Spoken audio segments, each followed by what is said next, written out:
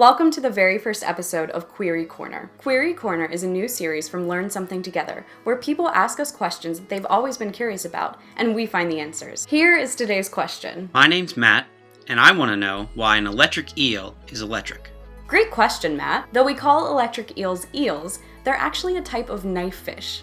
They are the only species in their genus. Electric eels are one species in a whole group of organisms that can sense and generate electricity. There are many types of animals who have electroreception, which means that they can sense electric fields, and most of these animals are aquatic. There is a smaller number of organisms, specifically some fish, who are electrogenic, which means that they can create electricity. In most electrogenic fish, the electricity that they create is low voltage, and is mostly used to sense the environment around them and to communicate with other individuals of their species. However, like in the case of the eel, there are strongly electric fish who use their ability to generate electricity to find and attack prey. Similar to weakly electric fish, the mostly blind eels use their low voltage electricity to navigate around their environment. Eels use their high voltage electricity to locate prey by sending out a few short pulses. These pulses cause the prey to involuntarily twitch, giving away their location.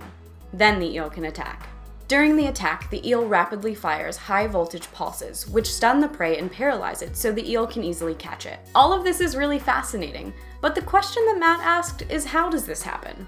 Well, the eel is a long, slender fish, but all of its vital organs are located in the first fifth of its body, right behind the head.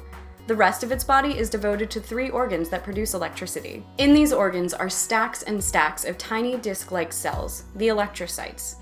Each cell has a cell before and after it, like tiny little batteries all stacked in a line. At the beginning of the line is a motor neuron. Each cell is negatively charged inside when no electricity is being generated. This negative charge is created by ion pumps in the cell membrane, which pump out positively charged ions. When a signal comes from the motor neuron to generate an electric pulse, ion channels in one side of the cell open and positive ions flood in. This causes one side of the cell to be strongly positively charged, while the other side remains negative. This difference of charge across the cell creates a current that flows from positive to negative towards the head of the eel. Since all of the electrocytes are together in a row, as the current flows through each cell, it gets stronger and stronger until it leaves the eel's body and flows out into the water. Generating all of this electricity has a price, though.